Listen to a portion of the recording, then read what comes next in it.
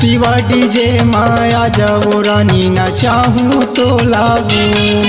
अरे कुर्मी के डीजे माया जाओ रानी ना चाहूँ तो लागू। शिवा डीजे माया जाओ रानी ना चाहूँ तो लागू। अरे कुर्मी के डीजे माया जाओ रानी ना चाहूँ तो लागू। तेरे मोरे भैया के सारी दिखा था वसटल कुमारी।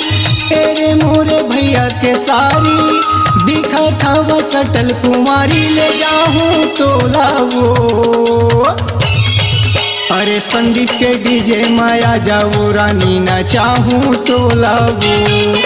तेरे साहू के डीजे माया जाओ रानी ना चाहूँ तो लावो।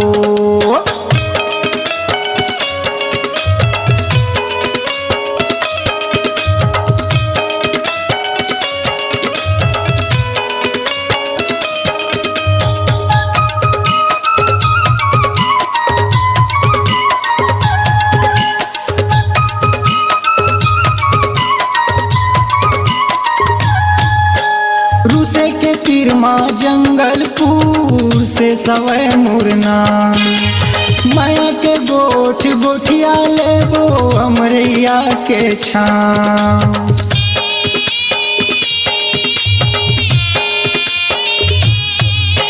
डांगपुर खामी पिपरिया मरई थे दिलीप संदीप नाम।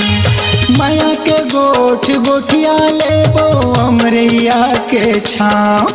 ए पिपरिया के दौआ होटल माँ लस्सी पिया हूँ तो लावो। अरे पिंटू के डीजे माया जाओ रानी ना चाहूँ तो लावो।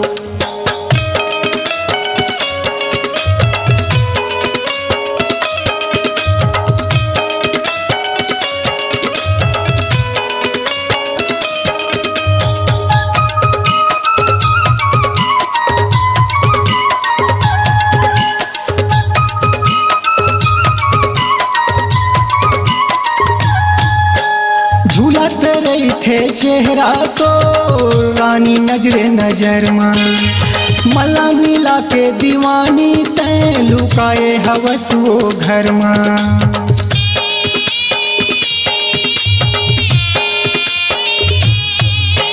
झूलत रही थे चेहरा तो रानी नजरे नजर में।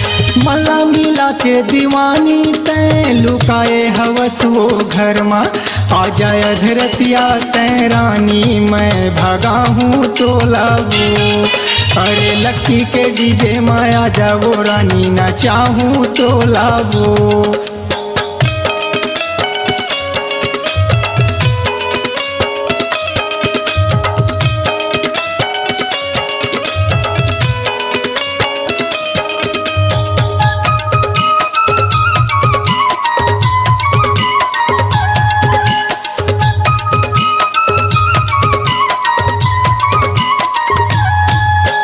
झंडा गाना तहा वो गोरी जलवैया ला जलन दे।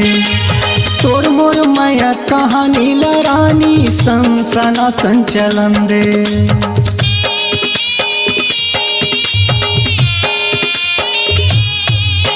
झंडा गाना तहा वो गोरी जलवैया ला जलन दे।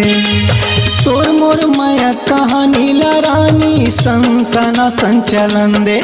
आजा धनी के बस माँ चढ़ के शहर घुमा हूँ तो लावो। अरे संजय के डीजे माया जाओ रानी ना चाहूँ तो लावो। ए दे लल्ला के डीजे माया जाओ रानी ना चाहूँ तो लावो। अरे सतीश के डीजे माया जाओ रानी ना चाहूँ तो लावो। तेरे मोरे भैया के सारी दिखा था वसटल कुमारी। तेरे मोरे भैया के सारी दिखा था वसटल कुमारी। ले जाऊँ तो लावो। शिवा डीजे माया जाओ रानी ना चाहूँ तो लावो।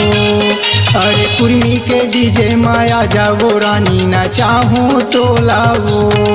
ए दे साहू के डीजे माया जाओ रानी ना चाहूँ तो लावो। टेढ़े यादव के डीजे माया जागो रानी न चाहूं तो लावो।